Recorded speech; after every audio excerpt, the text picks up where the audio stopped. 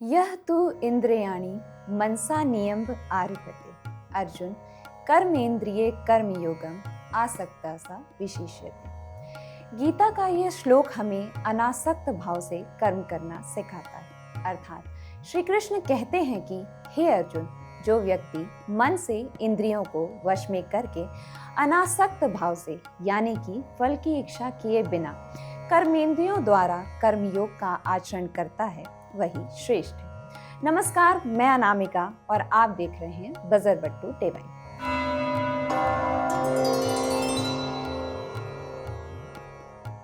आपके मन में भी ये सवाल उठ रहे होंगे कि हम मन और कर्म की बात क्यों कर रहे हैं। दरअसल आज हम आपको भगवद गीता के नजरिए से लॉ ऑफ अट्रैक्शन के बारे में बताएंगे।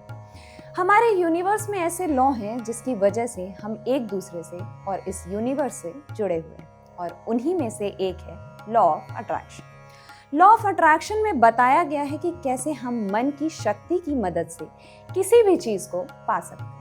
भगवद गीता में श्री कृष्ण कहते हैं कि आपका दिमाग ही आपका सबसे बड़ा नौकर हो सकता है, या यही आपका सबसे बड़ा दोस्त या दुश्मन हो सकता है। ये आप पर निर्भर करता है कि आप इसका इस्तेमाल कैसे करते हैं।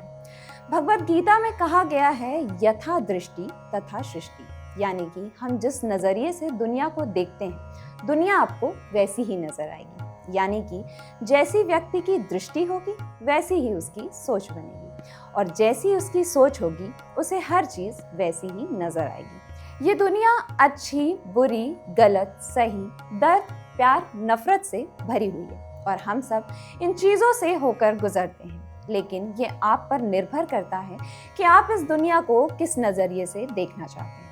आपके जीवन का कौन सा विजन है जो आप चाहते हैं। अगर आप अच्छी और सकारात्मक सोच रखते हैं तो आपका लक्ष्य भी वैसा ही बन जाता है। लेकिन अगर आपका नजरिया नकारात्मक, दर्द, पीड़ा से जुड़ा हुआ है तो वही आपके जीवन में वास्तविकता बन जाती है। भगवद गीता हमारे जीवन का सार है, जिसका एक प्रमुख तत्व है संकल्प शक्ति, यानी कि हमारे विचारों, भावनाओं और कर्मों का प्रभाव। ये हमारे जीवन के हर लक्ष्य का आधार है। भगवद गीता के अनुसार हमारे संकल्प, हमारे विचार की शक्ति हमारे जीवन को प्रभावित करते हैं। हमारे विचारों में मौजूद संकल्प शक्ति से ये डिसाइड होता है कि हमारे जीवन में हमें उस गोल को पाने के लिए किन कठिनाइयों का सामना करना पड़ेगा। बस लॉ ऑफ अट्रैक्शन भी यही कहता है कि हम जैसा सोचते हैं वैसे ही विचार हमसे अट्रैक्ट होते हैं।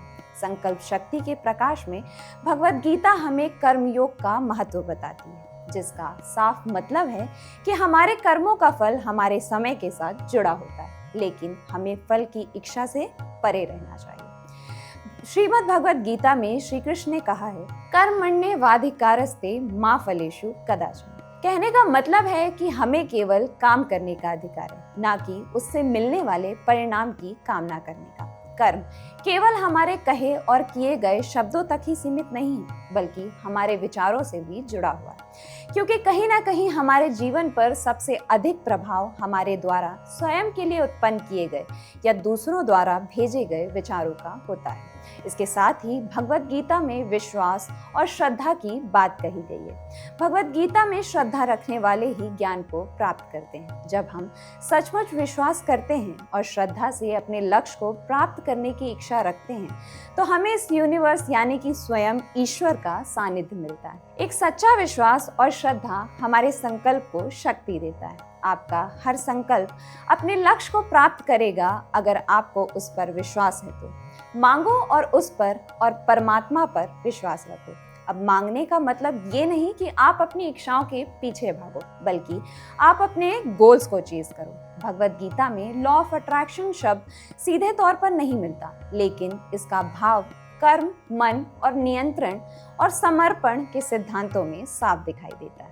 गीता ये सिखाती है कि जीवन में भी जो मिलता है वह केवल इच्छा करने से नहीं, बल्कि विचार, कर्म और मन की अवस्था से जुड़ा होता है। हमें अपने विचारों, कर्मों और भावनाओं को ध्यान से नियंत्रित करना चाहिए, ताकि हम अपने जीवन में वो चीजें पा सकें जिसे हम पाना चाहते हैं। मन एव मनुष्याणाम कार्याणम बंध मोक्षयो एक संस्कृत श्लोक का अंश है, जिसका अर्थ है कि मन ही मनुष्य के बंधन और मुक्ति का कारण है। गीता के अनुसार हमारे विचार और कर्म दोनों महत्वपूर्ण हैं, लेकिन सबसे ज्यादा जोर इस बात पर दिया गया है कि हम फल की आसक्ति छोड़कर कर्म करें, यानी अपना काम पूरी ईमानदारी और लगन से करें, लेकिन उसके नतीजे को लेकर ज्यादा चिंता या लालच ना रखें। इसे ही गीता में निष्काम कर्म कहा गया है। आधुनिक लॉ ऑफ अट्रैक्शन जहाँ कहता है कि जो चाहो वही सोचो और वही मिलेगा,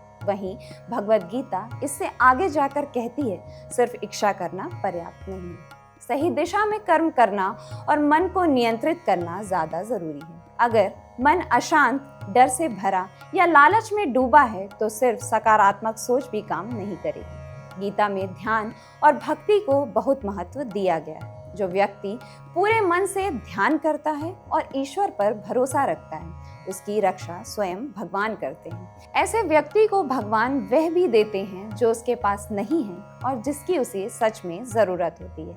यह बात सकारात्मक सोच के साथ समर्पण को दर्शाती है। साफ शब्दों में कहें तो भगवद गीता का आकर्षण का नियम यह नहीं कहता कि बस चाहो और सब मिल जाएगा, बल्कि यह सिखाता है सही सोच रखो, सही कर्म करो, मन को काबू में रखो और फल भगवान पर छोड़ दो।